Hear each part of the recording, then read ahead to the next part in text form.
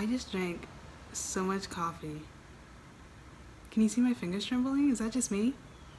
My heart rate is so fast right now. I haven't had coffee in a really long time. I feel like my body is reacting poorly to it. From the title, you should realize that this video is mainly focused to people at Ross or going to attend Ross. IMF stands for Internal Medicine Foundation. I'm just gonna read what they have on the website.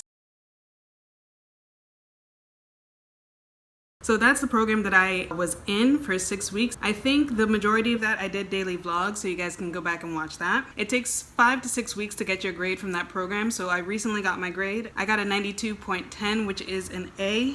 So let's talk about how I got that. I'm gonna put up the criteria right here, but this is what you're graded on. Let's just talk about the major parts. The biggest part of your grade is something called the OSCE. I believe I made a video or two about the OSCE and how to go about it. During the IMF program, you have tons of practice for OSCE. I think twice a week you have a session to practice on OSCE, so by the time the exam comes around you should be really well versed in that. Additionally, I had practices with my study group and I did vlog it, so you can go back and check that video. I'll put the video in the end cap and I'll put a link in the description. I actually got an 89 on my OSCE, which is kind of annoying. You know when you just miss an A, you're like, God.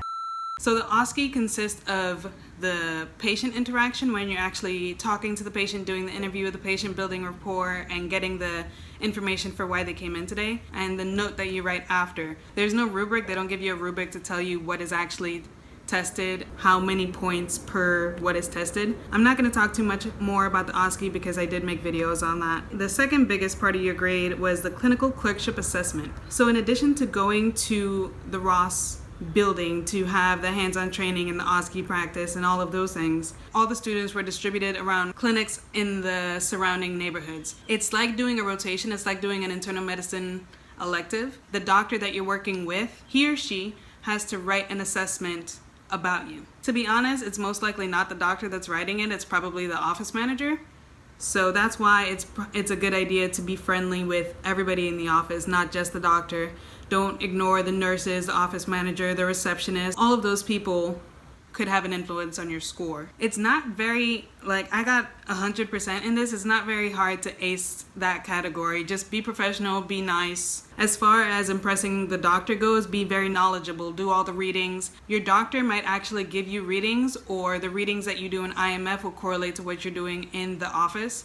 So make sure you keep up with the readings so you can answer the questions that the doctor asks you and you don't look foolish. Next is something called a SOAP note. It's a very short, summarized note about the patient that came in to see you today. So the difference between that and the H&P, which was 12% of the grade, is that an H&P is the entire history of this patient from birth, from when they maybe had a congenital disorder that they found out when they were born to rheumatoid arthritis that they discovered later in life. All of that is included in your H&P. But the SOAP note is that visit. Like, the person came in because they have a sore throat and all we're talking about is this sore throat happening right now. In the comments below, let me know if you want me to make individual videos about these things, like how to write a proper H&P, how to write a proper SOAP note. As you can see, the final exam and the midterm exam were very low percentages of the grade. This IMF session was a really hands-on session. It's more about, do you know what to do, not just regurgitating information that you read the night before on a multiple choice exam. What am I missing? Oh, 4% for interprofessional collaboration. So during your OSCE practices and during your group activities, maybe a skills activity, it's just being professional and being part of the team, you know, working with your team responsibly and properly, and etc., etc. Same thing for professionalism. Come dress professional, speak professionally, write professional emails and stuff like that. You can see that I did not get 100 on that. It's in one of my vlogs. I got to the lecture at 8:01 or 8:02 and it started at 8. So I was put on the late list and there goes 2 points. So try not to be late. After that, I was never late ever again. You should never show up to an 8 o'clock lecture at 8 o'clock anyway. So after that, I was always showing up at 7:30 or 7:45 for an 8 o'clock lecture. Definitely learned my lesson about that. Additionally, they offer extra credit. I guess looking at my score, I didn't need the extra credit, but I did it anyway before seeing my score.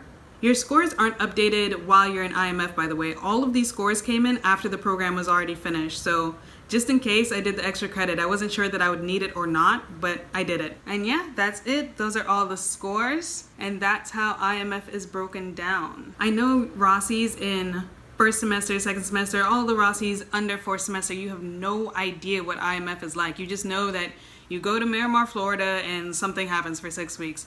So I hope this gives you a better understanding of what the program is like. Future Rossi's and current Rossi's, I hope this video helps you. For everybody else, sorry this was a very Ross-focused video. If you have any suggestions for videos, if you want me to talk about anything else, put it in the comments down below. Remember to join the Facebook page. That's where all the updates are going to be. If I'm going to miss a video, if a video is going to be late, I put all the updates on Facebook. And of course, you can reach out to me via private message on the Facebook page. Thank you guys so much for watching. I'll see you guys next time.